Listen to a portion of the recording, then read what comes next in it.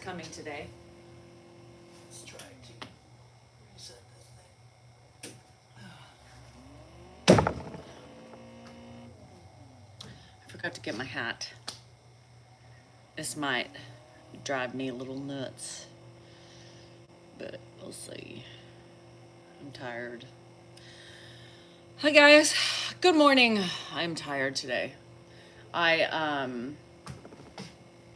woke up at like 5 and couldn't fall back asleep. I couldn't fall back asleep. I could not. I just couldn't. And so I tossed and turned in bed for a while, then heard Andrew get up, and then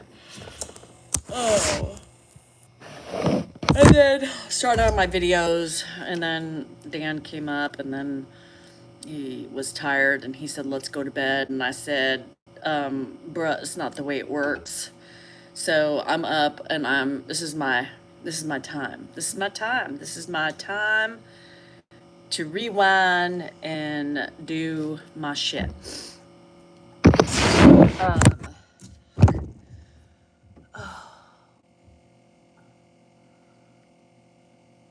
And my treadmill not working. This is not the day. Finally. God damn it! Forever. Good thing the treadmill dude is coming today to check it out, to tune it up, and to make sure it's working. So anywho, I was up early. I was up. Couldn't fall back asleep. So I just, tossed and turned. Then I don't think I can run like this without my hat. It's driving me nuts. I have some white on my nose. It's probably boogers because my nose was dripping. What happened to your websites? What websites? I don't know what you're talking about. I know. Normally it's 3 a.m. for me. Normally it is.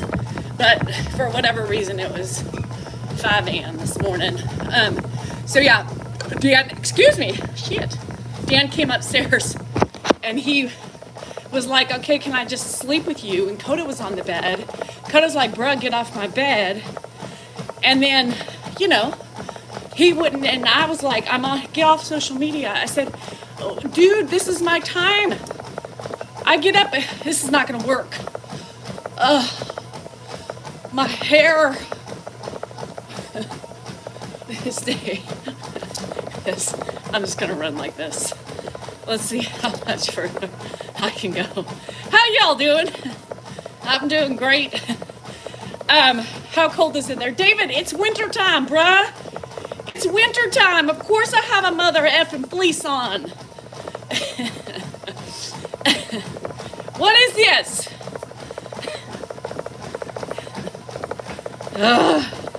Everybody says, why do you wear a hat?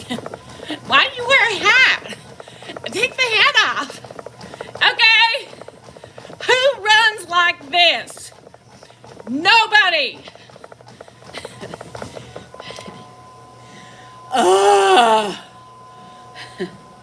Nobody runs like that.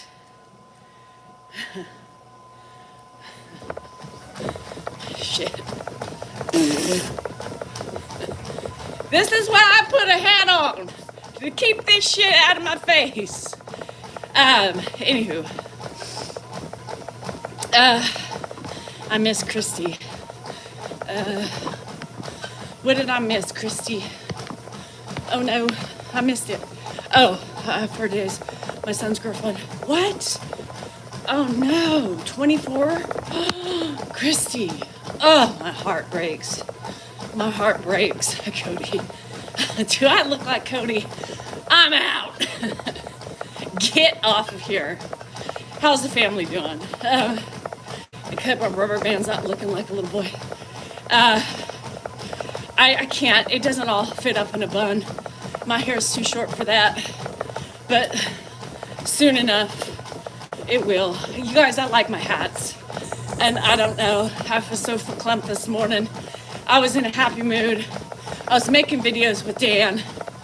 I was bugging him. I was trying to do that. I like this little life of mine. I like this little life of mine. He's looking at me. The dog's looking at me. Baxter's jumping on me. And Dan's like, what the fuck are you doing? We could make better videos than this. I like this little life of mine. Baxter's going, no. Baxter was going crazy. He was jumping in my arms. And Dan's like, I don't get it. I'm like, it's a fucking TikTok. As much as you're on TikTok, this is a TikTok. We need to make better videos. Bruh, it's a TikTok thing. I like this little life of mine. I couldn't do it. Baxter was going cuckoo. He was going cuckoo for Cocoa Puffs. So Dan didn't know. He has no clue. And the guy is on social media 24/7. He is on social media 24-7. And he follows Kat, the one who did it when her mom was driving. And the mom says, Kaite!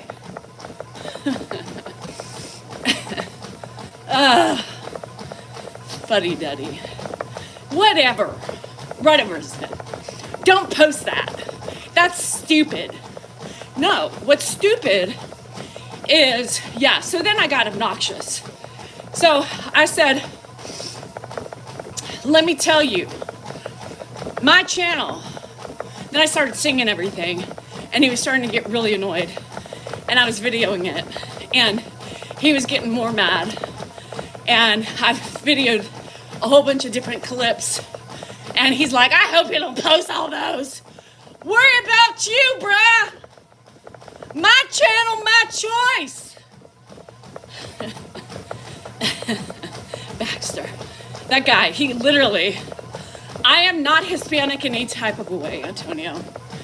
I literally thought I had a little Hispanic from insemination, but it wasn't. It completely threw me for a loop.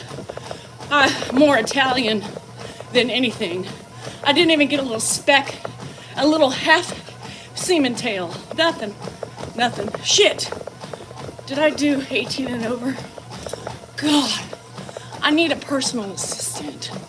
I can't remember all this shit. Y'all, I am, how do you feel about the new gains of Function Lab? Build all the labs. Build them. I love chemicals. I love trans fats. I love saturated oils. I love it all. Build it all. Do it all. And ingest it all. That's how I feel. I don't really know what you're talking about, but I'm just guessing. Motto, MSG, love it.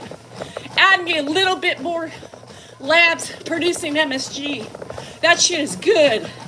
We grew up on all that shit. I'm still alive. How about you? Oh, I love me some hydrogenated oils. Who doesn't love hydrogenated oils? I do. I love any oil. Saturated, unsaturated. I love cholesterol too. Slap me a little bit on my fanny and I am feeling fine. Jenna, good. Anywho, anything that's bad for you, I love it. Ingest it, plug it in somehow, get it up there. I don't care how you get it, just get it good. I love it all. It may give me diarrheas, but that's all right. I'm used to it. My colon thanks me. Christy, I forgot. I slept like this, and then Dan started pissing me off. That's how quickly shit changes, you know? I could be singing, trying to piss Dan off, giggling, changing sheets, and throwing sheets at him, and then I can be one pissed off woman in the next second. So he pissed me off. So this is what happened. Let me tell you. I'm real, Heather. I am real. I think Is this real? Who is this woman on the treadmill? Danielle Salinger. Yes, it's me. I think I'm real. Let me tell you, Lily, whatever you got to do it. Get it good. While you're on the elliptical, consume some hydrogenated oils. They're good for you. They also give you a little bit of boost of energy. So this is what pissed me off this morning. I'm going to tell you. I was singing, laughing. I like this little life of mine. You know, dog was going crazy. Dan was like, what the fuck? Stupid. Anywho, so Ed was, Barb.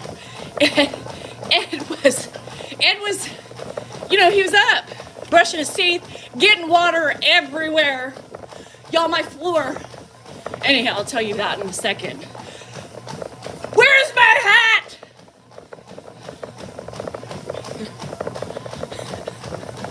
I'm gonna lose my mind. I'm gonna Sinead O'Connor my head in about 2 seconds. R.I.P. girl. But this shit's pissing me off. So then I was pissed and I said, hey, Dan, get up. I'm busy. I'm on vacation today. Yeah, you know how you're leaving and I have 4 days? Get up off your ass and get busy. Your dad's up. Bye, Guaco. Do you think he got up off his ass? Meanwhile, Ed's squishing around in his wet fucking socks. I gotta change him. He has new pants on. I don't know what was happening. And I said, never mind, Dan. Don't you get up. I got it. No, I pulled him on the vacay card. I have 1 day before I am here all alone, 24/7 with Edward. My day, I should be devoid of having to do anything for Ed. Anything. It's my theory. It's my story, my truths. He didn't get up, so I changed Ed. He had footprints everywhere. What the hell's on your socks, son? Water. He got water everywhere. And you can't put a freaking rock carpet down because then he trips and bangs his head and then I get blamed. So it was everywhere. So I had to go mop the floor really quick, change him, get fresh socks on, new pants on, everything else, undergarments and so on and so forth. And then I got him food. Meanwhile, here comes Dan charging up after us.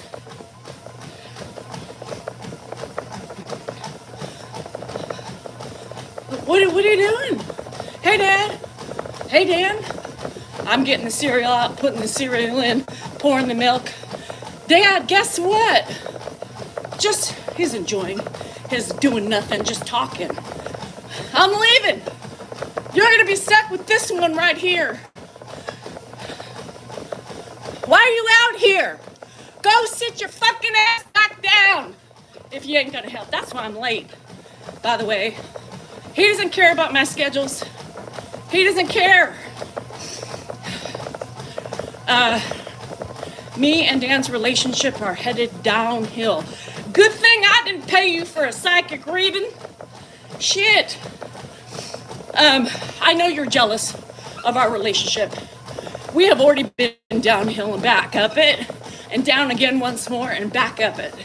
And if the shit that didn't take us down in the first place didn't take us down, there is no way in hell that we are going anywhere. So, good thing you ain't psychic. So anywho. Yeah, so he didn't do anything. He just followed, said his piece. You're saying, where are you going, Dan? I'm giving a speech. Here? No, in New Orleans.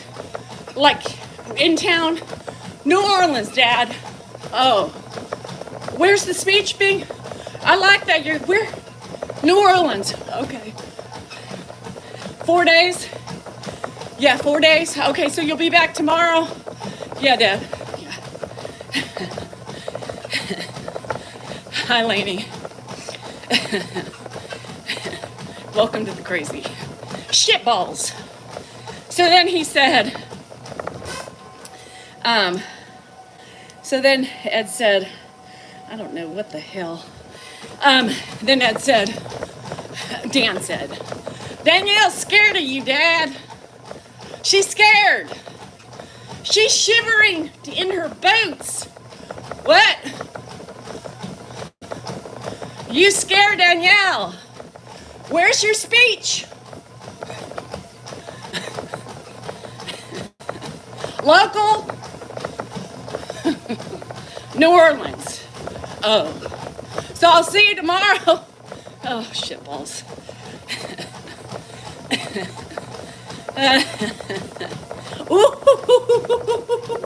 Can't Mark take him? Why the hell would Mark take him? Mark hasn't had him in over 3 months. What the hell do you think I would let Mark take him from my house? Y'all. Cuckoo! No! He ain't going with Mark. He ain't going with Mark. No!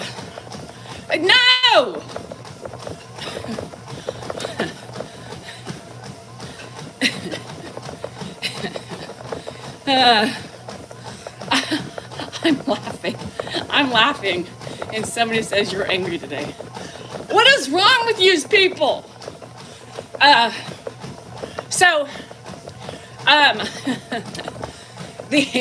No, Mark can't. Nobody can take him from my house. Mark used to keep him. Yes, JoJo. You are absolutely observant in that and accurate. Here's what happens in the last 3 months that we decided to keep him. He fell. He is progressed in his illness. And, well, it's just easier for us to keep him. There's 2 of us versus 1.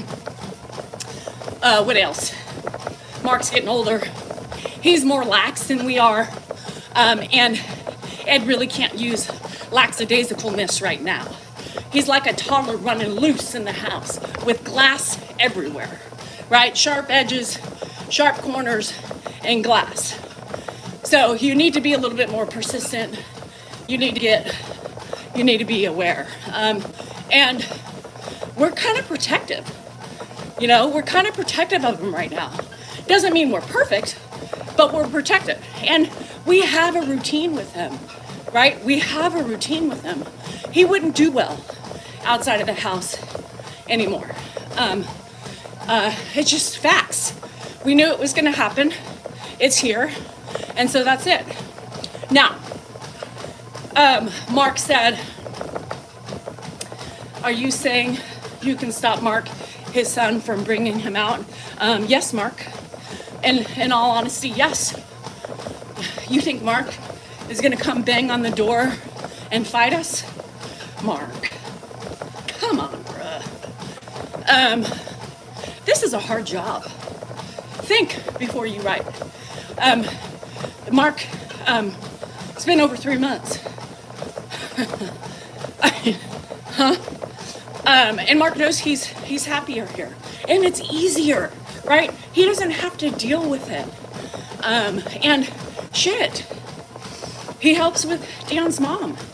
It's not an easy job.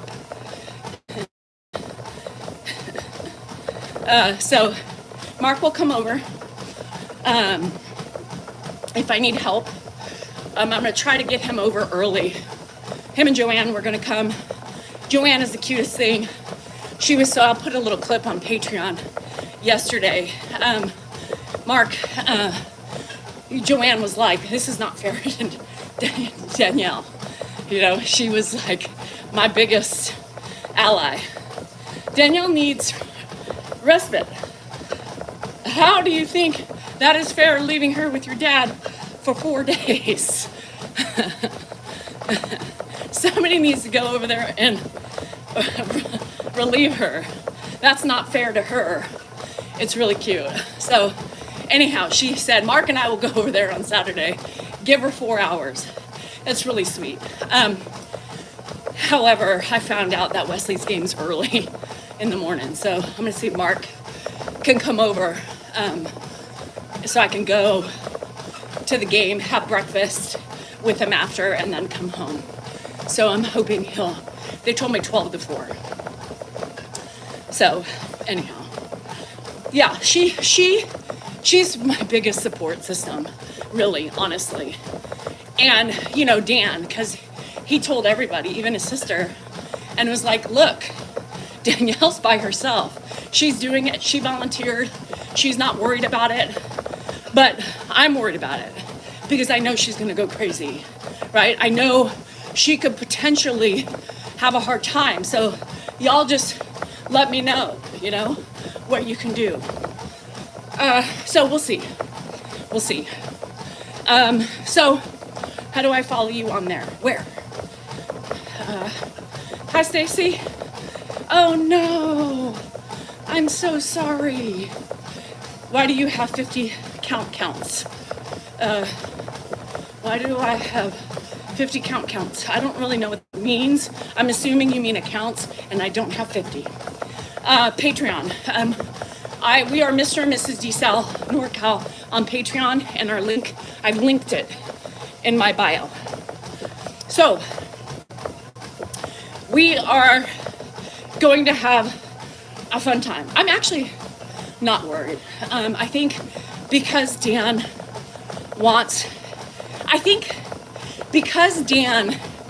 is so active in the thought that I'm gonna need help, it's starting to make me doubt myself. You know what I mean? Bye, handsome doc. So I don't know. So you can see this. You're doing me. Oh, thanks, Tracy. I know. Oh no, Tracy. Shit. Well, I'm glad you're still here. For the love of Pete. And I don't mind if you type in caps, you guys, because sometimes I go back and forth and I get stuck on one side.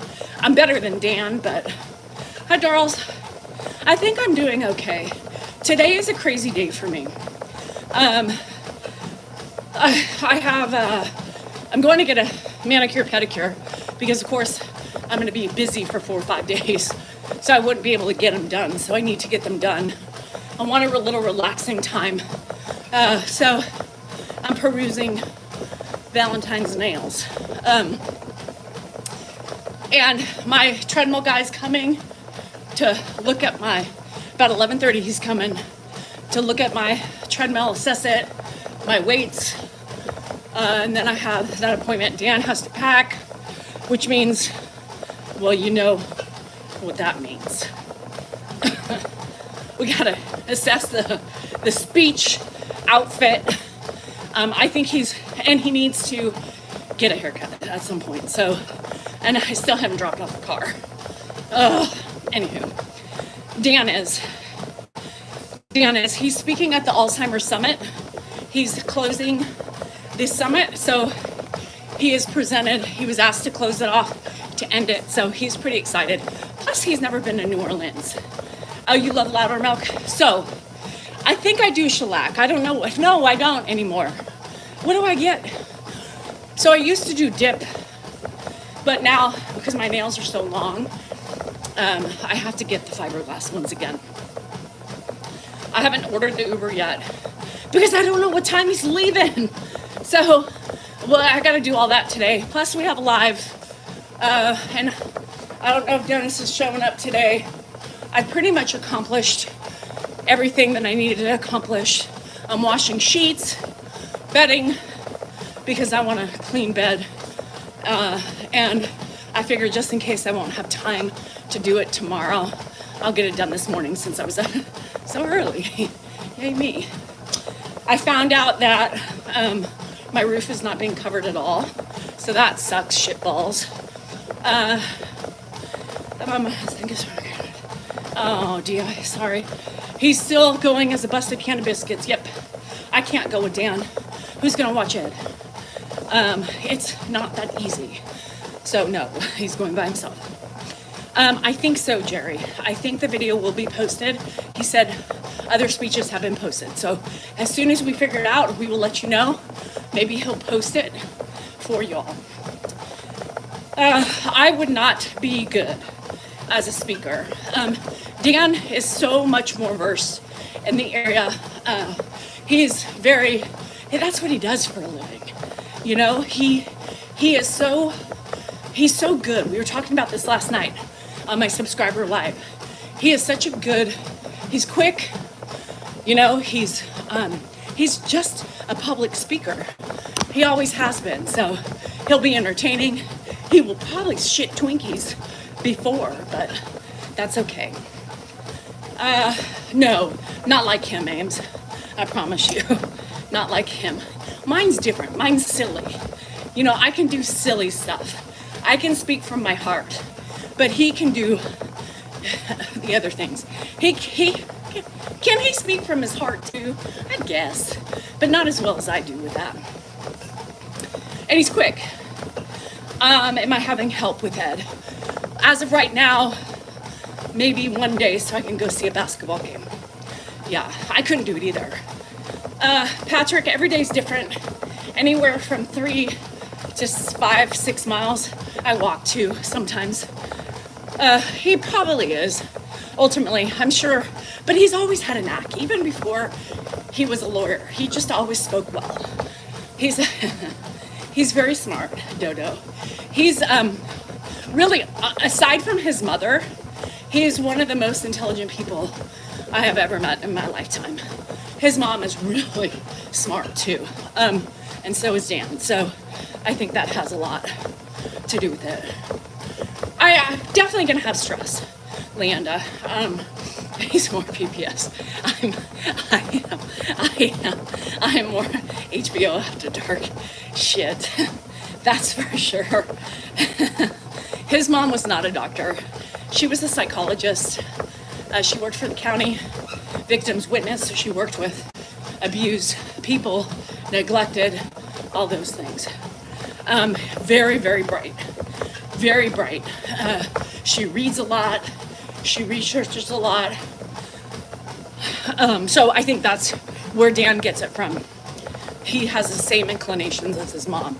He's always reading, you know. I give him a hard time for being on social media a lot, which he is. But if he's not doing that, he's, you know, reading up on the politics and reading both sides of everything and doing some research on things. He's very inquisitive, has always been. Dan is going to New Orleans. He's speaking at the Alzheimer's Summit. He's closing the show. So he's pretty excited about that. I hope he has fun, you know? I mean, that's the thing, is that he loves this stuff, you guys. This is what he was meant to be. No, don't worry about the typos. I could give two shits about those. Thanks, and Zambia. You know, he always talked about consulting or doing something like that. You know, this law thing has just gotten tiresome, and there's a lot of negativity towards within it because of his ex-partner, and just kind of took the love away. So he's finally being able to do stuff that he likes. He can speak on something he knows about and he cares about, you know, his father and the disease itself and awareness, and he is so happy. And it's the first time, and I was thinking about that the other day. It's the first time that I've really seen him this happy in his life. Other than his kids and his growing family, I think he's finally found his purpose. So, and what more can you ask for? Especially when it comes at the end of your life, you know? At the end, when you're phasing out of, some people just lose passion for what they once did. And he was stuck. So it's great. Pinstripes. Jerry, I don't know. I'm out of it. I'm out of it. So, you know, and it's really cool because when all this shit happened with his ex-partner, you know, he really wanted me to be involved. He really wanted me to find, like, he kind of always wanted me to come back to the office. And I couldn't do it because, you know, I'm a OCD. He's a procrastinator. I like shit done on my timeline. He doesn't. So there was a lot of back and forth. And I finally just said, I can't do it anymore, right? I'm out. I can't do this here and then, you know, at home. So we had to find, you know, he kept over the years, I need you there. I would love you there. I want to be involved. I think it'll give me a new passion if you came with me and we did it together. And I just said, I'm sorry, I can't. I just can't. There's nothing for me there, right? There's no, I mean, I could do work, but he has a secretary, you know, she can do all of it. It just wasn't something I was interested in. And we finally have that. You know, we finally both can do this and have the same end goal, you know, we can finally search to build a business, maybe to get sponsorships, to have this other shifting of power, and not power, but, you know, a job where we can still earn some money, and now we can do it together and enjoy it, right?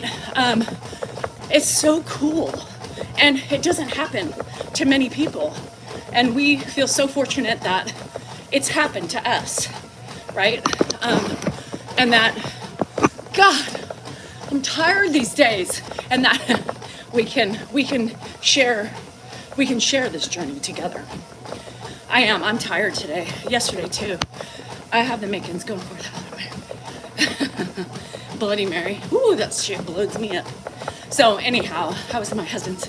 It's hard working together. You know, I couldn't do it. I'm like, if you want to stay alive or stay married, this is just not something I can do. But I want to end. Yes, I try, Annette, because, you know, using humor, I feel like such a loser. What's wrong with me? I feel like I just started running in my life. Holy shitballs. I feel, the heck?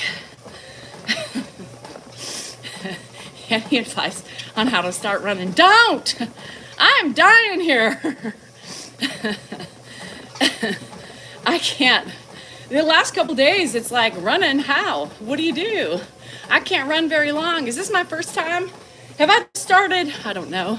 Feels like it. Hutchis. CNH. My policy is to drink while in the chat. It doesn't count as drinking alone. Cheers. Sounds good to me. Yeah, I will. Shit. I think it is jazzy jazz. I mean, here's the thing. I think my body's saying, bitch, stop. Who you trying to prove your shit to? You're almost 50. Relax.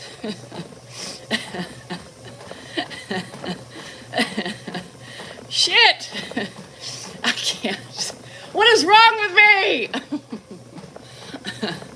I ain't 18 no more, Ma. Oh, shit. Whiskey makes me frisky. I'm not a big whiskey drinker. I'm suffocating today. It's not easy, Linda. Linda, help me, Linda.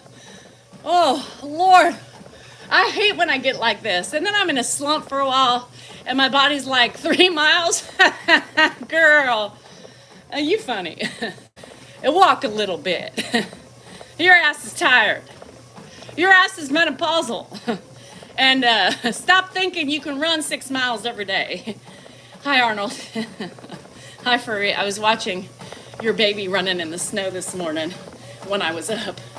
I love my German Shepherd, you know, and it's funny because all the German Shepherd stuff was coming up on my feed this morning, and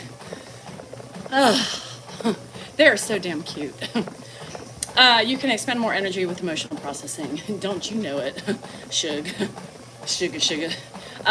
Yes.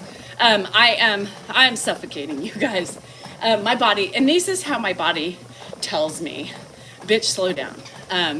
You're in a cycle, so just embrace it and do what you can. The moon will make you shine. You know, Dodo, everybody talks about the sun. I love the sun because I need it for my mood. But the moon is such a beautiful sight. I was thinking about that. It's weird. Dodo, you connected. Dodo, you in my head. I was thinking about that the other night. I was like, you know, people focus so much on the sun, but what about the moon? It's so peaceful. But good night, night, Chiss. I don't know. They are. You know, I would have never had. Yes, Dan turns into a werewolf. I'm just telling you. But I do love the moon. Mary, good morning. You too, Chiss. Have you seen Dan lately? No. Have you seen anybody seen Dan? Dan! Where are you, boo? I don't know. He's lost. Am I Persian? I don't know what the hell I am. Actually, I lie. I do know what I am. I'm a mutt. I'm a little bit of this, a little bit of that, and a little bit of side of this and that. Yes. No more furring for me. The rain gives me energy. It does. I hate the fucking rain. It makes me sad. It zaps my energy and makes me blue. Fuck the rain. I'm just saying. Look to the moon and say, Dad is looking. The moon is just a beautiful thing when you think about it. Especially when it's a clear night and the stars out here in the country, we get the clearest skies. And it is just so cool just to sit up and look and see the twinkles and the moon. I hate when it rains. I mean, I know we need it, but a lot of people like the rain. They find it very calming. I don't. I'm a mutt. I really am. Some of this shit show over here in my mood is because of the stupid ass weather. Fuck you, weather. I hate winter. In Vienna we see it so good. I'm sorry about that. I hate that. You know, I couldn't imagine.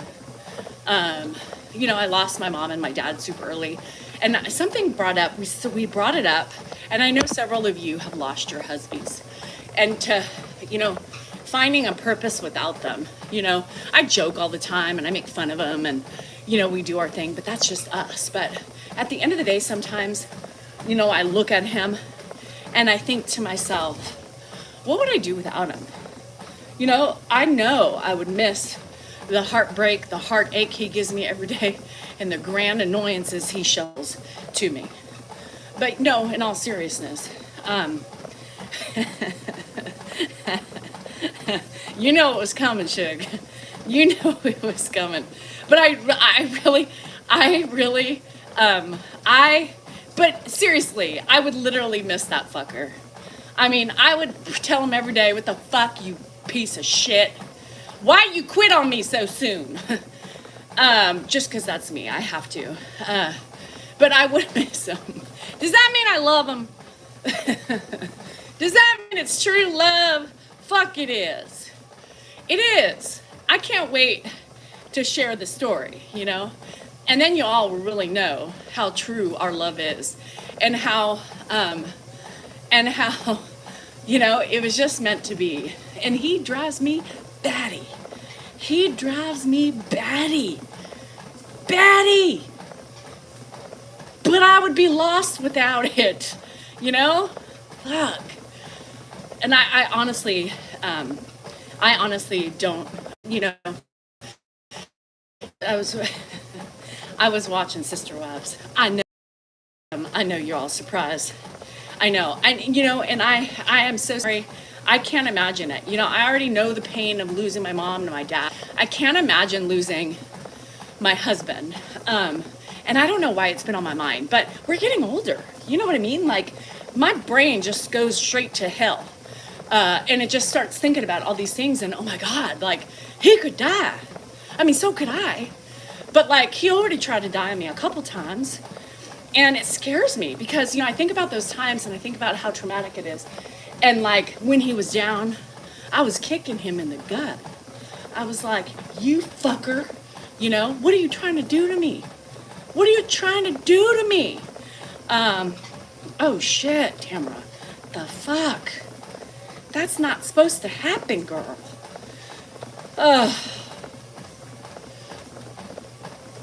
Yeah, yeah, that's so true, right?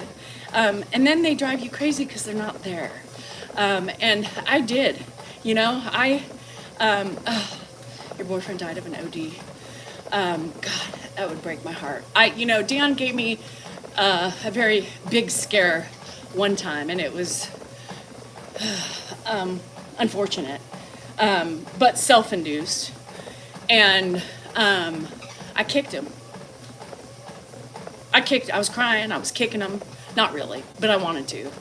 I wanted to kick him. You think you're hurting now, bitch? Let me show you what hurt really is.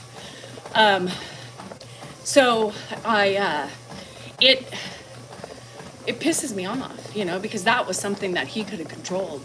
And I was so angry at him for putting me through that scare, you know, and then the heart attack. And I'm like, you motherfucker. If you didn't do all this shit and weren't lazy and ate better and didn't party as much, you wouldn't be doing this to me once more time. The fuck you mean you're having a heart attack? What the fuck are you doing to me? I was angry. You know, I was angry. I think it was everything. I don't think it was just stress of a job. I think it was just a big boiling factor. And you know, I struggle sometimes because my journey, I'm very open with you guys about my journey. But because Dan and I are in this journey together, it's, you know, sometimes he looks at me and he's like, that's my story to tell, you know? Don't be telling people my shit unless, I don't care, but, and I'm like, I know, but it's also my journey. You know, it's also my journey. It's also something that I experience and I try to connect with other people. So I'm trying to be more respectful of giving you a little bit without giving you everything, right? Diet, stress, partying, if you know what I mean. Business, a bad partner, a lawsuit from your partner, and partying and doing a lot of unhealthy things. So he, you know, was up and down always with weight, with food, with partying, and that adds stress to your body. So without giving too much info, it sucked, you know, because I was so angry. It was a time that I was so angry because I'm like, you are doing this to yourself. How am I supposed to have sympathy for you? I'm mad. Your kids are pissed, you know, because what are you doing? We rely on you, you know, you take care of us. You take care of the family and you're acting like you don't give a fuck. That was a couple of hard journeys to get through for me and my kids, right? Because your kids also develop a certain amount of anger towards that. So it was hard. And I think the others have there's a couple of them that have, I don't think forgiven him, but they don't hold it against him. You know, they use it as part of their journey. But there's one that is still holding on to it, you know, and pissed off that, you know, maybe in a way he let her down. And he's been constantly doing that her whole life, you know, because, you know, we all have expectations in our parents and each other, right? And when you have those expectations for people that aren't you, right, you end up failing yourself for expecting what somebody can't give you. So trying to explain that, and we've talked about that a little bit, and trying to explain that to her over the years, like, but that's what you wanted. You know, that's you wanted a different man. You wanted a dad that didn't know how to do that shit. You wanted a dad that you built up in your own head, right? But that's not, you did that to yourself by having unrealistic expectations in somebody else of what you felt they needed to be for you. So we do that. We all do that. You know, we all do that. And it's hard.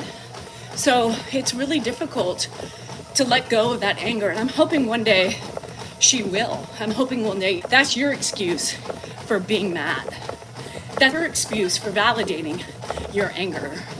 Because if you go to any therapist, right, they're going to tell you your feelings are valid.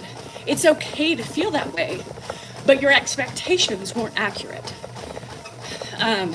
She does.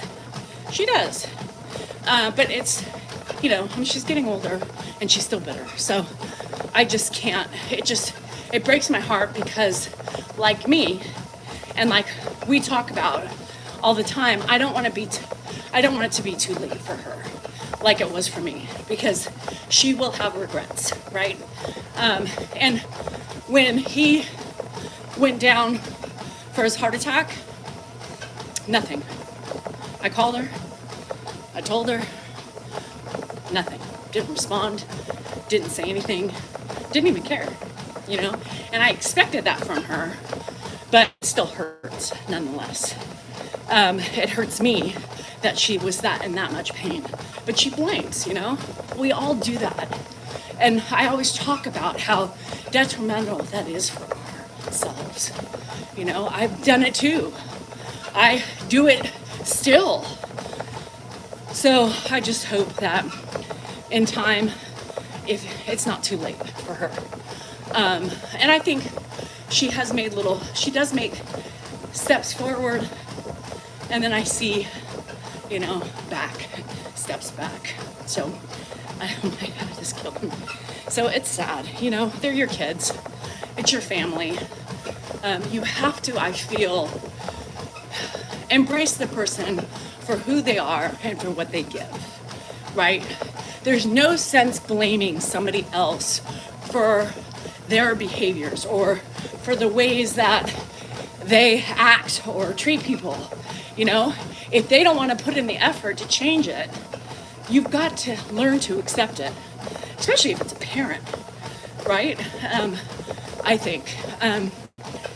But, you know, those are processes that we all have to get through in time, and or not, and just live with the anger and being pissed off.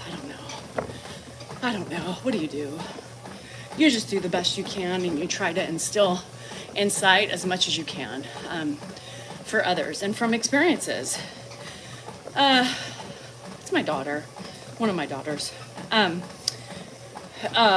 With parents, you know, I think as kids we develop we idolize our parents in certain ways, right?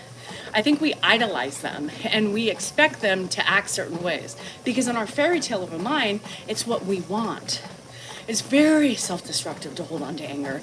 And I think that's a lot of her issues today is because of the anger she holds on to. But, you know, there's times in which mom's just got to stop talking, you know. She's going to have to figure it out herself. But I do the best I can, you know. I try to, and, you know, there's moments, like I said, breakthroughs that I see that I'm like, yes! And then, well, shit. How is she towards me? Temperamental.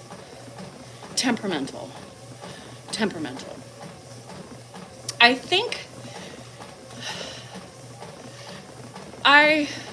you know, different. It's much different than with her father. But I think she does blame me for a lot of things as well. I think she has her moments of angriness with me for whatever reason, you know? And that's the thing, is that I can't control her story, right? I can only try to, you know, put a fork in the road and have her think about things a different way. And hopefully, you know, realizing that in the grand scheme of things, Dad wasn't that bad. He just wasn't how you wanted him to be, right? And vice versa with me, you know. I think her issue, for the most part, was she didn't really want a mom. She wanted a dad. She was a total tomboy. She loved sports. She was always really into her father, and Dan only knew how to give so much, figuring out life, figuring out his business, and it was just different. And I think she told me that. I told you guys years ago that she just said, I just wanted a dad. I didn't want you. And I was like, God. But I knew what she meant. I didn't take it personal. And I think she was hurt by that because he could only be there in certain ways, right? Doesn't mean he was bad or wrong. He just did what he thought was best. And of course, as you grow, you learn, shit, I should have been there more, right? And he has that. Like, I think he would have totally loved to have more kids to fix his past, but it wouldn't fix it. It wouldn't fix the shit that we didn't do or change what we didn't do when we were younger. It just gives you maybe a second chance to try to do it right. And I think really that's a lot of his wishing to have another kid is to try it. There is no book on hand. And, like I told the kids too, if you look at each person, you look at me, my family, you look at Dad and his family, we were on two different roads. He wasn't around his dad. He didn't have that role model of what to be. He knew his dad had a family value, right? Family was important, but he was never shown.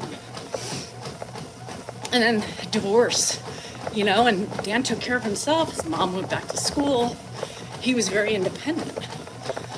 So I believe our past influences our future, and we could either change it or not know any better. So, with my family, it was such a different family value. We were all interconnected. We were all in each other's life. It was shown to me what a good family, and not to say he wasn't a good family, but, I grew up with that, thinking this is how a family should be, right? Is together, in each other's face all the time, showing love, compassion, support. I got it from both sides of my family. So I knew and I felt what I wanted to be as a mom. It doesn't mean their way was wrong. It was just different. And I liked my way so much better. So I was that mom because I was in it. I knew I liked it, and I knew I believed in that style of parenting and family, where Dan wasn't. He wasn't kissing or he wasn't hugging, and he just kind of zaps it from you. Because after doing it for so long, I was hoping he would catch on, but he didn't. Such a loving mom. She has 6 kids and was very close with their oldest daughter. How many kids? We have 3. And a lot of people text me and email me.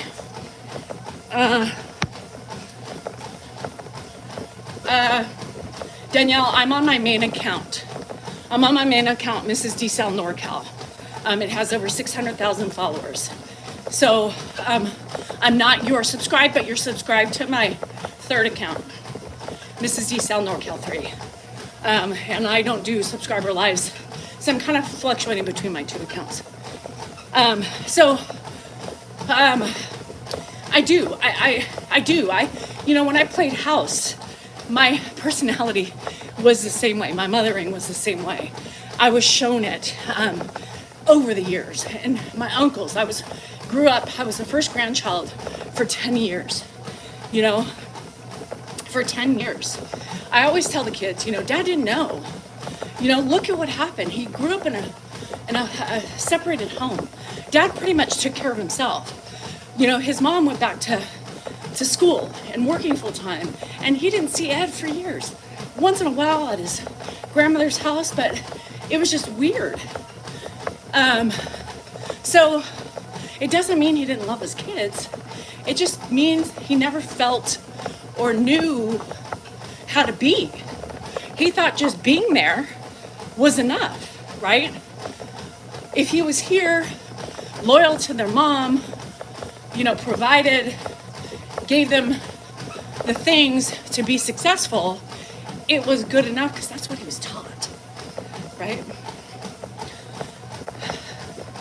I think so too, Careless, but he's 56. He's already chosen his path. He's already done his path. I think he's trying to be different, like with Hannah and hugging her, changing that course of when we fell off the wagon, because eventually I also fell off the wagon because I was the only one doing it. 3 kids, raising them alone, trying to figure out life and dealing with my own shit, the loss of my mom. I became a little pushy, a weighty.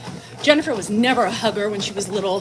Hannah hung on me nonstop, and then I had a baby. Alone, doing it, Yeah, and then she started. I try to do better. And Tamara, I think that's just one of those things that people either choose from the beginning. I didn't have this, so I'm going to change my pattern. But I don't think Dan thought that way. Dan never thought that way. And I think that's why. A lot of men too. I just didn't like how I grew up. My dad hit me, my mom was whatever. So I wanted to change that path. But I don't think Dan thought his path was wrong, because that's all he knew. So he didn't know to be better. It's weird, when you think about that way. So now, as an older man, he sits back and he reflects. And he sees those things that he did, or the things he didn't participate in, and he wishes he would have changed his course. But sometimes it's too late. But he can change the future with all the time he has left. And I keep telling him that. Change your pattern. Text Jennifer, hey, hope you're having a great day.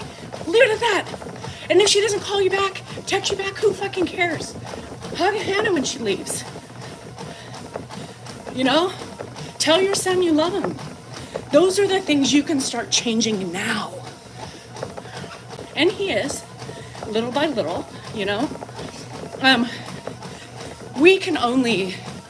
I can only control myself in my journey. And I used to get on him and saying, don't have regrets, do this, do that.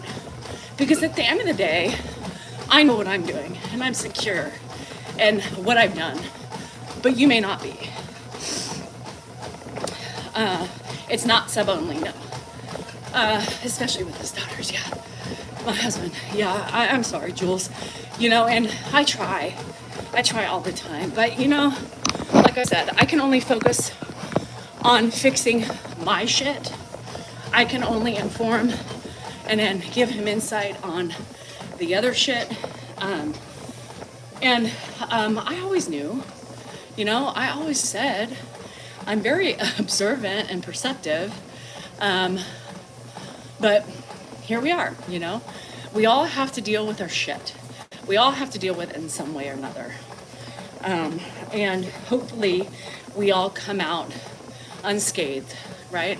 Which is never the case. Sometimes I believe, it doesn't matter how hard we try to be a parent, a good wife, a good friend. We always fall up short somehow. We do something that traumatizes our kids, and you just hope that they don't hold that shit against you. And just realizing, it took me a long time to realize that, people are the way they are, right? Maybe it's an excuse for some, but for those people, they think they're doing the best they can. Dan thought he did the best he could at the time. Dan thought he was doing the great thing, because his dad wasn't there at the end of his life, right?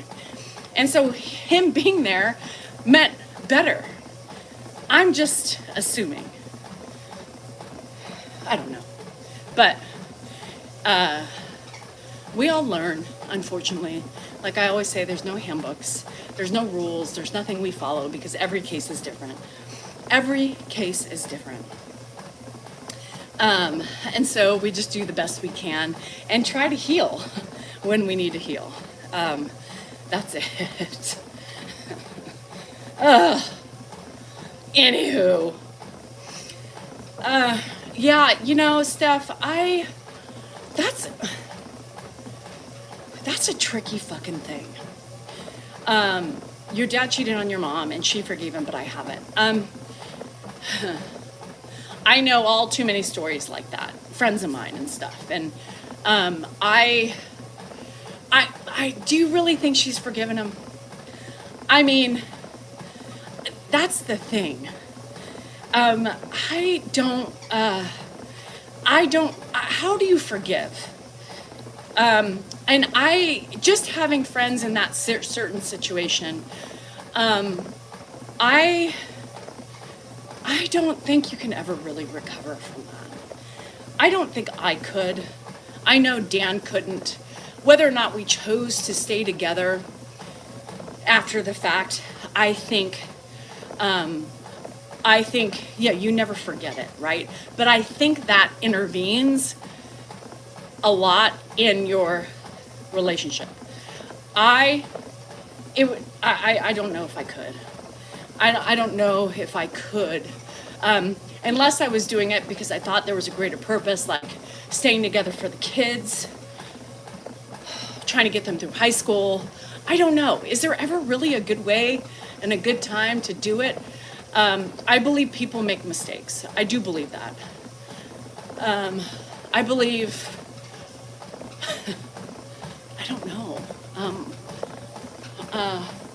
I don't know, you know? I don't know. I don't know how, would I leave Dan, you know? And if I didn't, could I forgive him? I don't know. I don't know. And my whole theory is, if you're cheating,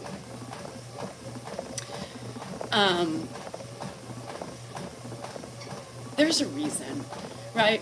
You're obviously not respectful of the person. You're obviously not in the right place. Like, I could never imagine today going out and cheating on my husband. I couldn't do it. I think, you know, you get to a place in your marriage where you're so secure and so, like, I just could never think of, I mean, you can fantasize, but I would never do it. First of all, it's so god awful to think about. Like, I couldn't even think about him doing that to me. It's a breach. It's a breach. Oh, I'm jealous about your kitchen, Jerry. And he's not involved. It's so hard, you know, and I can't say my journey was easy with, you know, my marriage. I mean, we had so many ups and downs, and I can't imagine, I don't know. I couldn't imagine. I just couldn't imagine knowing he was cheating the entire time. What? The entire time of 30 years? I don't know if I could do that. I get mean. I get angry. You know? I get angry. 30 years, Linda? Now, I'm not in that situation, you know, and I don't know, I'm not judging at all, so don't think I'm doing this. And, you know, we become I can see being in a relationship, maybe raising the kids, you maybe didn't have a job, I don't know, and feeling conflicted because, you know, is it easier to stay? I don't know. You know, I don't know. But it can't have been good for you for 30 years, you know? That's just an experience I don't have. You know, like I said, I know people who've been in that situation and things just aren't good. They're just not good. You do what you can and you stay because you love, but I don't know if you ever forget. Kids always know something's wrong. That's the one thing I can say, that despite all of Dan and I and our shit, right? We were not quiet about anything. We weren't quiet about anything. And my kids were like, God, you guys were so wrong. Like, some things we didn't need to know, and rightfully so. But I think in the long term, like, I get it, but at the same time, I'm not mad that we did it that way. I'm not mad that we did it that way. My niece's friend's on. Oh, shit. Because it's a realistic marriage, right? It's a realistic way, the ups and downs of marriage. It happens. Arguments happen. I have another situation where there were parents that never argued in front of the kids, right? Never argued in front of the kids. So the kids grew up thinking, once they got in relationships and they were fighting, they were like, something's wrong with me. This is not right. My parents never fought. It gave them a baseless reality check, right? Of like, what the hell? I thought I was wrong because I thought my mom and dad never did this, but here I am fighting. Does that mean my relationship is done? No. No, it doesn't. It just means that that's normal. That's normal. That's normal. People fight. People like to make up. That is reality. That is normal. Never seeing your parents fight? Wow. How is that possible? Man, when I'm pissed about something, everybody knows. Would you cheat if your spouse left, but you're still married? Well, if your spouse left, like, if realistic is relative. Yeah, but people have differences of opinions, right? Yeah, I think I would feel a sort of, and this person feels a sort of anger towards their parents for maybe not being too, what's the word? For not letting her know that arguing is okay. For not letting her know that differences of opinions doesn't mean your relationship's over. For telling her that this is what perfection looks like and this is what good marriage looks like. No. A good marriage, you fight. Sometimes you're in a bad place and you build yourself back up. It was too much sheltering. She was mad. She was mad. She was mad. My kids now grew up thinking, now I know, you love dad. Hannah would tell you she thought we were getting a divorce every other day. Every other day. Because we were always fighting, bickering, like we do. This time we're more funny about it, but in the younger years when there was more stress and different stresses and things going on that they may not necessarily have known about, my anger was prevalent. And, but they realize that that's okay. They realize that, in the end, are we stronger for it? Maybe. Because they've seen us work through some very difficult things.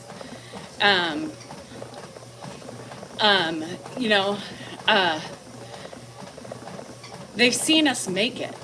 It shows my kids that, if you look at this generation right now, what do? They get married and they get a divorce 2 to 3 years later because shit gets hard. Shit gets hard. Hannibal. Shit gets hard. So they leave because that's the easiest way. I am proud in my parenting that Dan and I banter so my kids see that if you love somebody, it is worth trying to work it out and come to an agreement.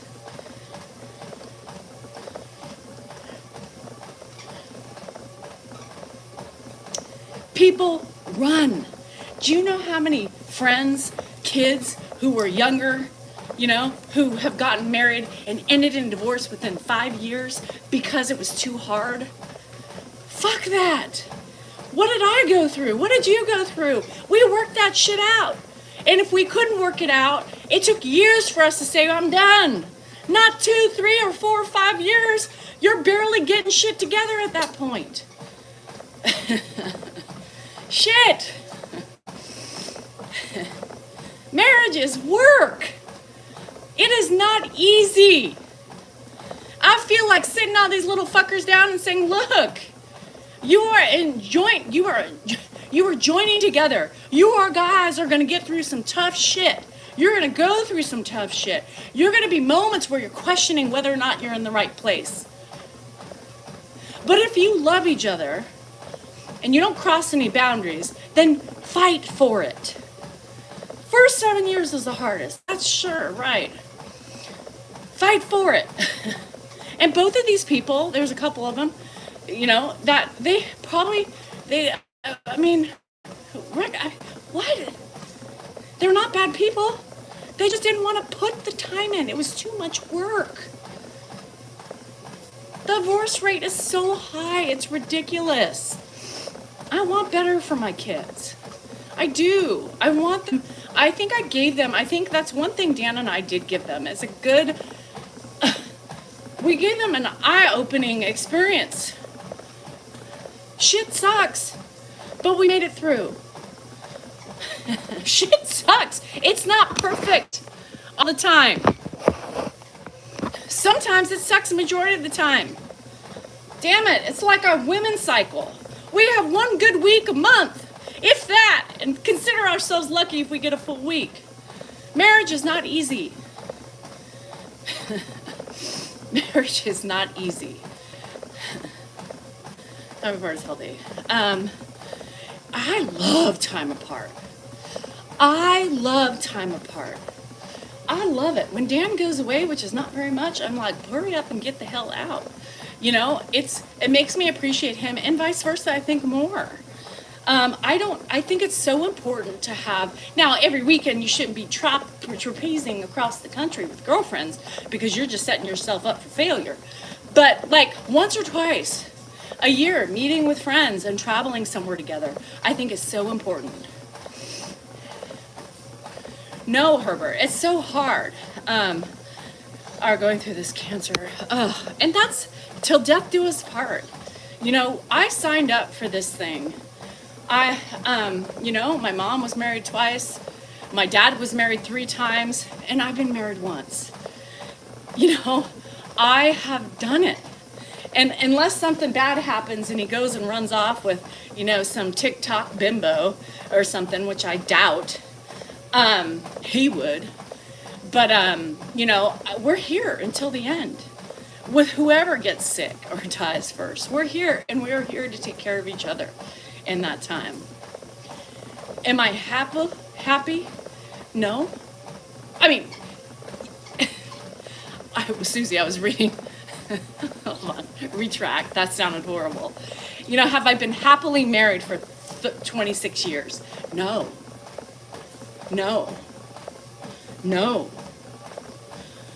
But I love him. It's not always happiness. Lots of anger.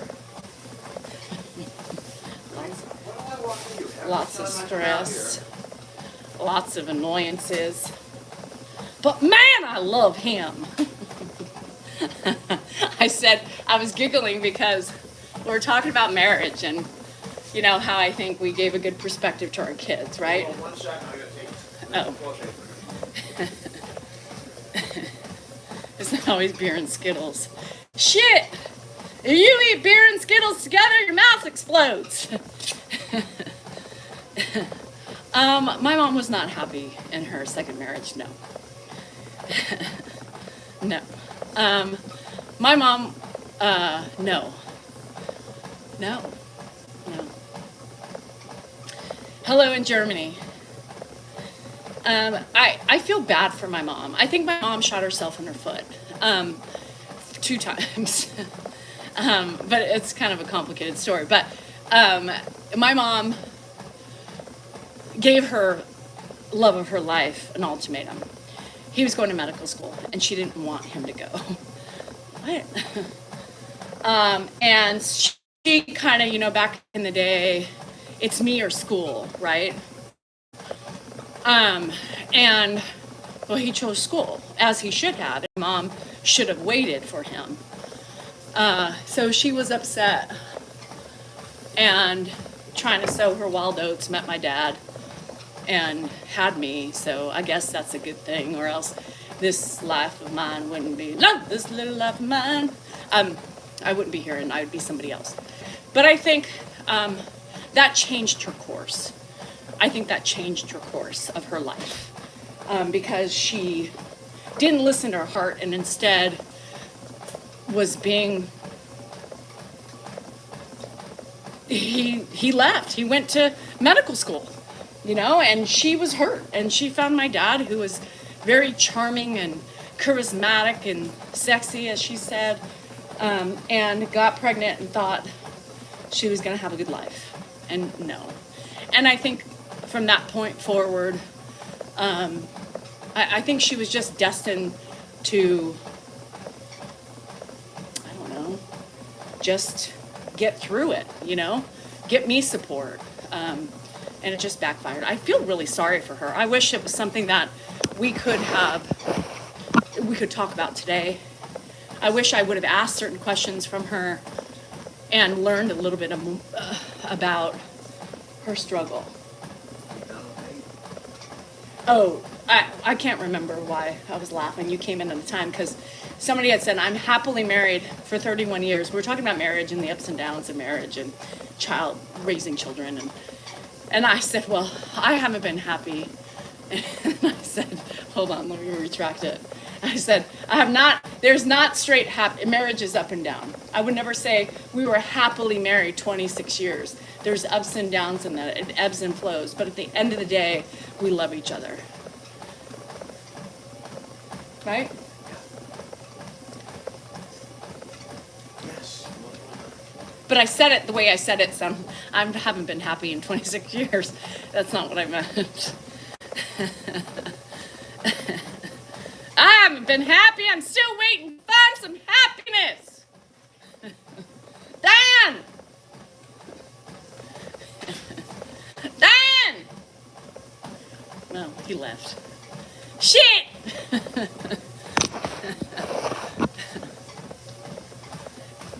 Love this little life of mine.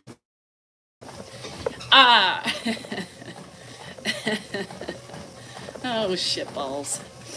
And so is life. I ask your questions before your parents die.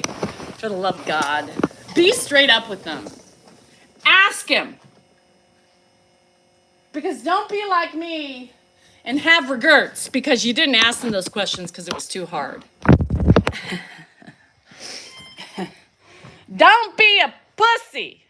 I don't know what I was scared to find out. She didn't have regrets about having me, but I do believe that changed her trajectory for the rest of her life. Her second marriage was a marriage of convenience. For me, I did lose my mom very young. I did. So, there was a lot of things I had trouble talking to my mom about because, as a young person, it's really difficult. I was always so afraid of hurting her feelings, right? I was always so afraid of hurting her feelings or making her feel compelled or possibly bringing her. It's just so complicating. And so I just always thought these things and I really wanted to ask. And now, being older and wiser, I wish I just came out and asked.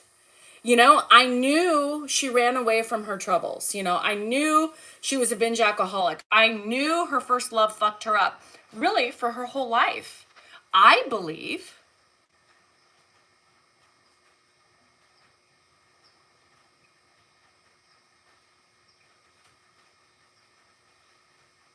But I never asked. So I always tell people, don't lose that opportunity. Don't lose that opportunity. I don't know, Susan. I don't have that answer. You know what I mean? I don't have that answer. I don't know why she didn't wait for him. I think she was scared, probably.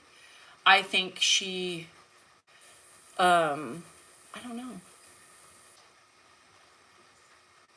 I don't know. Oh, Teresa, I'm sorry. Lainey, we have a good group over here, so I'm glad. Welcome to the club. Yeah, and lots of things you never ask, and do you regret not asking? My mom went to, I don't know, see, there's another weird situation.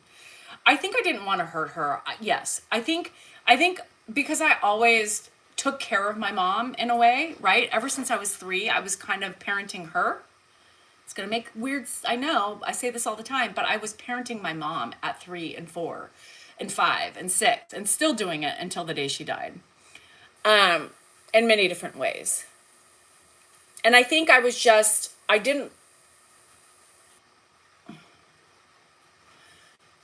part of it too is that she always she always held her head high. She always, but she struggled and she had her moments of weakness, like we all do. And I think it was just hard for me to see her in those moments of weakness.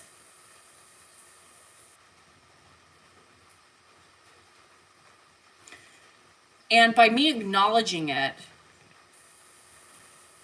I think maybe I felt like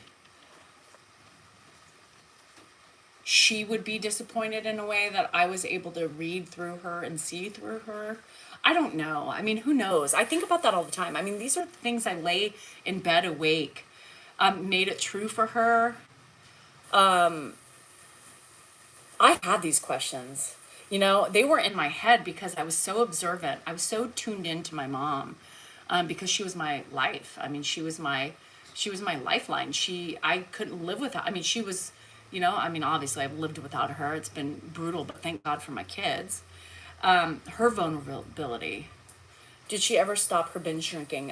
When she was in yeah, when she was going through her cancer treatments. Yeah, she never drank. She wanted to live. You know. I was I scared of the answers. I think I was just so angry at her for those things that maybe it also, I think I was more afraid for her to see my anger and my disappointment in her, maybe.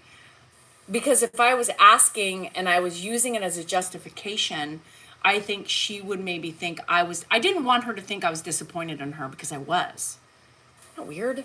I was disappointed that she was weak. I was disappointed that she had done so many strong things in her life. Not that way anymore. Not that way anymore. That, she has these moments and these regrets. And I was mad at her for not following her heart, I don't know.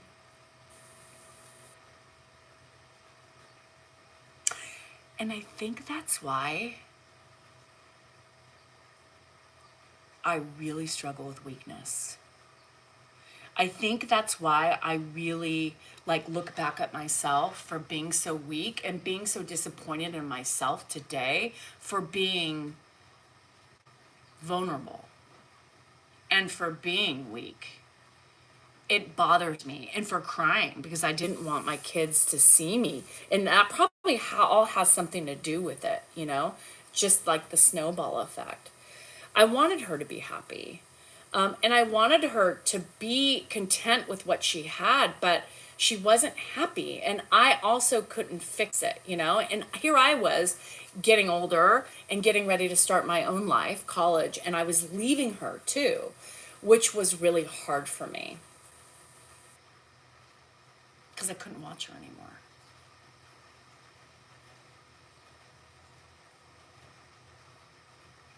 My mom twice. My mom twice. And I,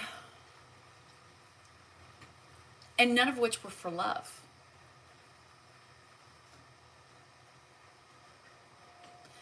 I think the first one was lust. And the second one was convenience. She did what she had to do as a mom with a small child. And you know, we'll get into that more later, but she had to protect me, you know, at some point, because she did big and bold and brave things, but yet was such a weak individual. It just didn't make sense to me. And as I was aging and saw those things, I hated those things in her. I hated those traits. And when I used to talk to her about like her drinking, it was really weird because Dan and I talk about, you know, one of my best friends was his also she had a brother that they were best friends, and Dan and I saw each other a lot during those times. At the same time, it was like her and I in high school had this epiphany junior year, and it was like, oh shit. And I don't remember how it came apart, but both of our moms, we realized at that time, were alcoholics, you know, together. So it was kind of cool because we had this journey together, and this like similarities and this relatability with one another. And we would talk each other up, and we would say things like, we got to do it. We got to sit down. We got to talk to our parents. We got to be brave. We got to, you know, so we pumped each other up. We each pumped each other up with it. And thanks, Chris. And, but I remember when I would bring it up with her, I was so angry. I was so angry, and emotional when I talked to her about it, because I think I felt hurt that, I don't know. I just remember crying, and it gave me such anxiety. And I remember hating crying in front of her because it showed my weakness at the same time that I was trying to point out her weakness. I don't know. It's fucking weird. Yeah, thank you, Barb. Well, she's gone now. When people are forceful like that, I ignore it. Again, my story is my story, and I will talk about my story when I am ready to. And the more people want to sit and push and prod, guess what?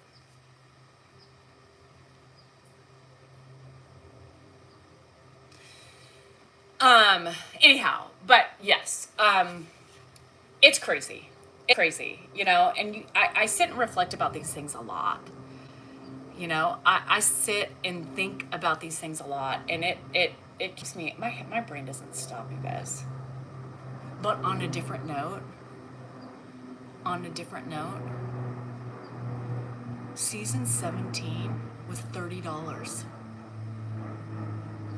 $30. $30. Did she ever try to stop drinking? Yes. She was also an avid smoker. An avid smoker that she quit a lot too. And she would have her moments when she would do really good with drinking. And it was difficult. It was difficult. I don't know. Hi Beth, how are you? Do I have a wall? A wall? I don't really think I have a wall. I think if I had a wall up, I think I wouldn't be so open about my life. I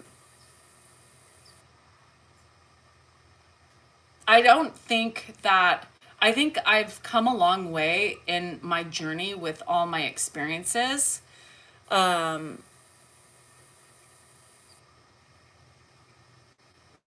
But I don't know. Who am I? I'm just living my life and trying to learn from my past and my future and my present. That's it.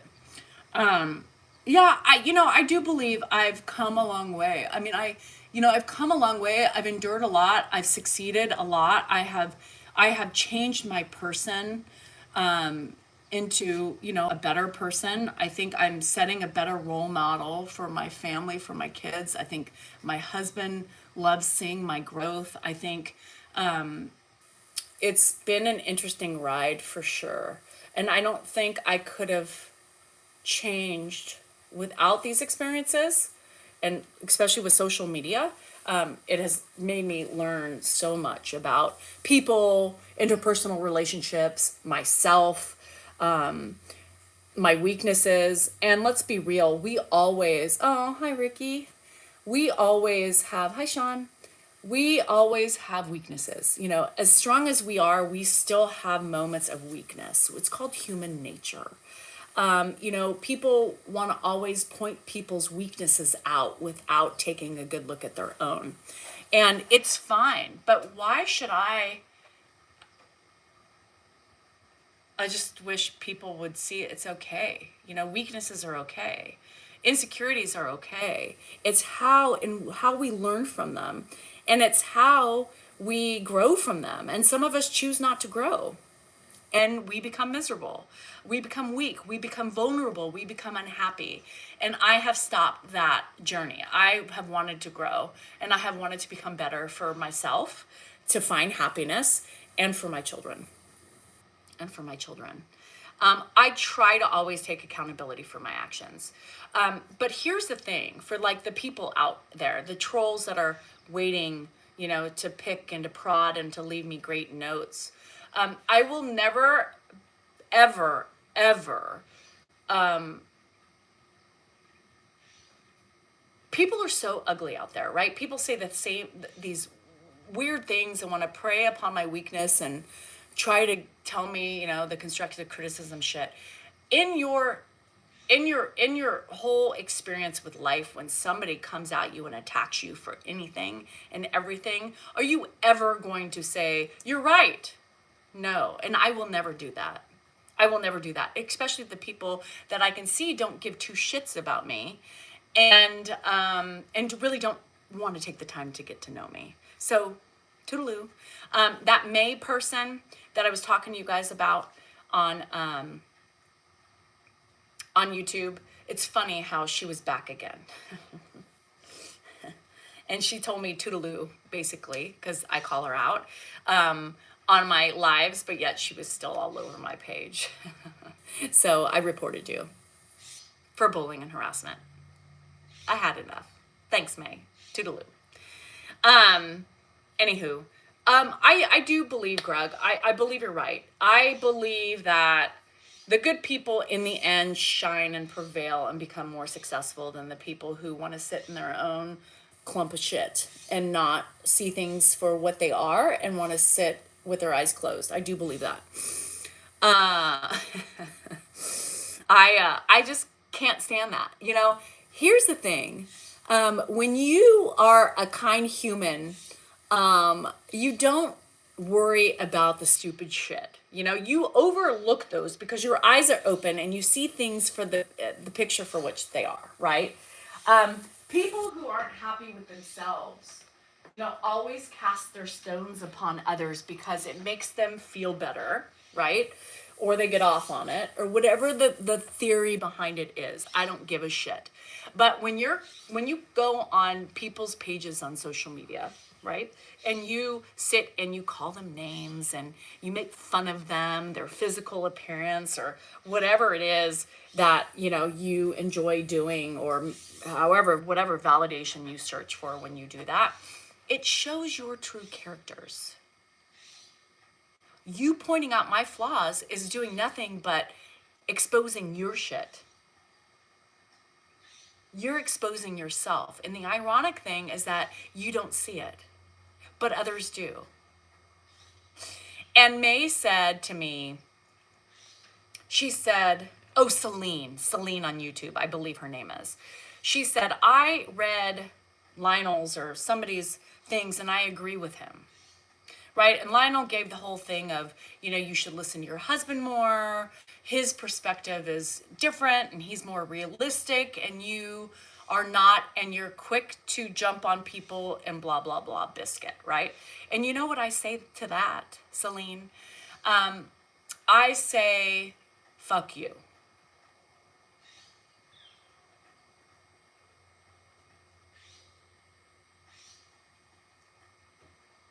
Because if I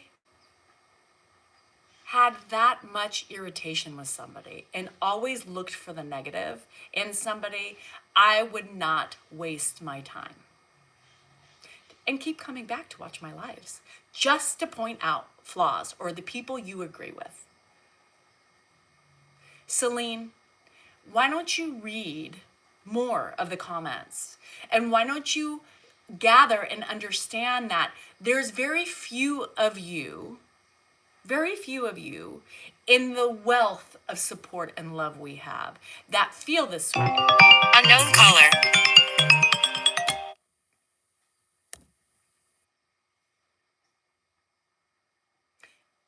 And maybe you should open your eyes and realize that you don't have to jump on other people's bandwagons. You can have an opinion for yourself. And if for some reason that's how you feel, why do you keep coming back? Why? Hey, I have something to do at the office for about an hour and a half. Okay, I gotta leave here at 12:15. What do you have? My nails and my toes. Can you push it back a little bit if I'm late? No, I can't. Can you do it a different day if I'm late? You're leaving. I have to get something done. I mean, I have to do it either now or I have to wait till after, and that would be a nightmare. I mean, go, and if I have to cancel it, then I get fucked. Where's the key? I don't know. It's in the car, I think. That's great. Nothing like waiting to the last minute.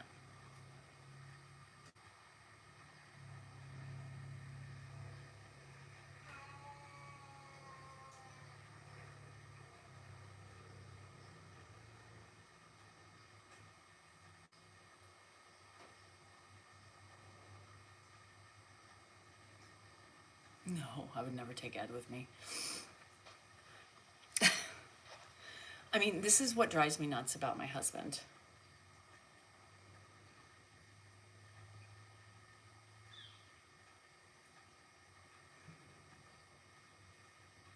He waits to the last minute.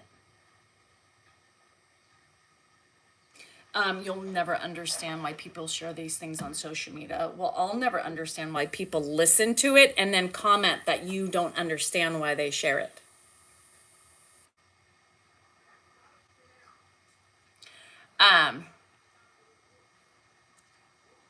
Yeah, it really pisses me off. I told him Monday, right? I told him Monday.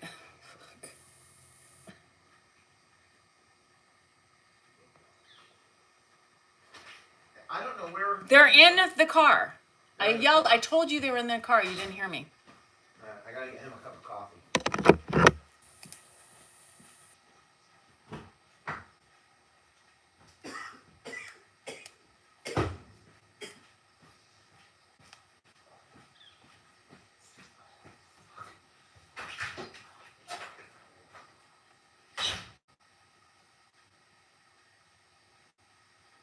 Sorry, I had to turn the Bluetooth off. They watch and comment. I know. Not my fault. Count to 10. And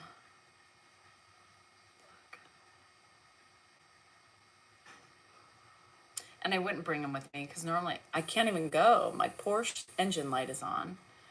I wouldn't want to. It's slippery. It's raining. So I wouldn't even. No, the thing is that it pisses me off. I was looking forward to that, and now.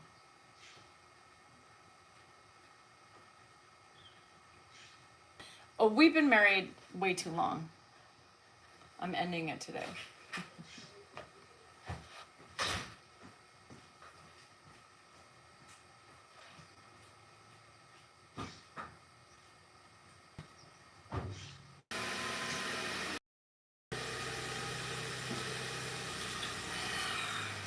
I'm disappointed.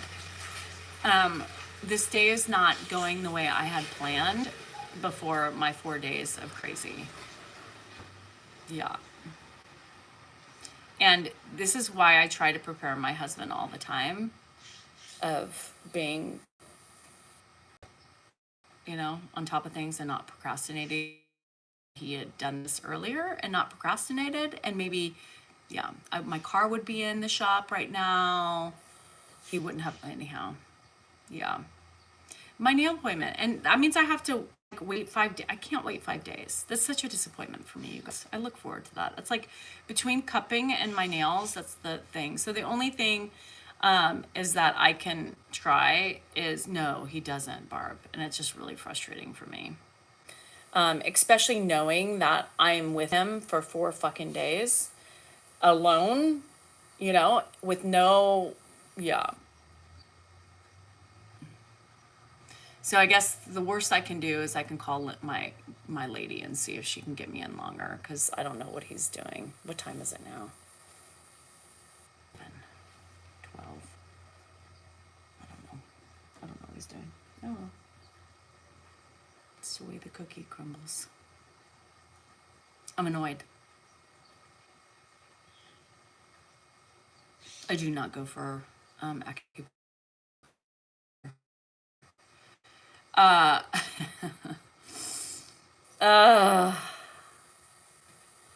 Yeah. Yeah, I will. I'll probably call to see if she could me in like maybe 1-ish instead. But ooh, rotisserie chicken. Yeah, Susie, sometimes like in these moments that it frustrates me because it's that expectation. You know what I mean? It's like, who else is going to be here, right? Me. Who else always gets, those types of things? It's me, because I'm here. And, my man he's lucky he has that person that's always here, to be able to be like, oh, sorry, I forgot, I got to go. Can you cancel your plans? Sure. And I always tell him, I always tell him,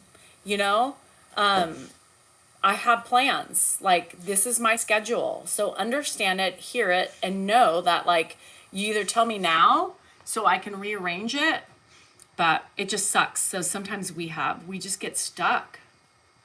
And I'll be stuck for 4 days without being able to get my nails done. And my toes. And I'm starting to get an ingrown nail that I need dug out. Shit. I have needs too. You're right. Yeah, I'm gonna call her. Most likely, I may get screwed because, they're busy. So I don't know. Then the thing is what if, like, I ask and then she pushes me back and then he's here?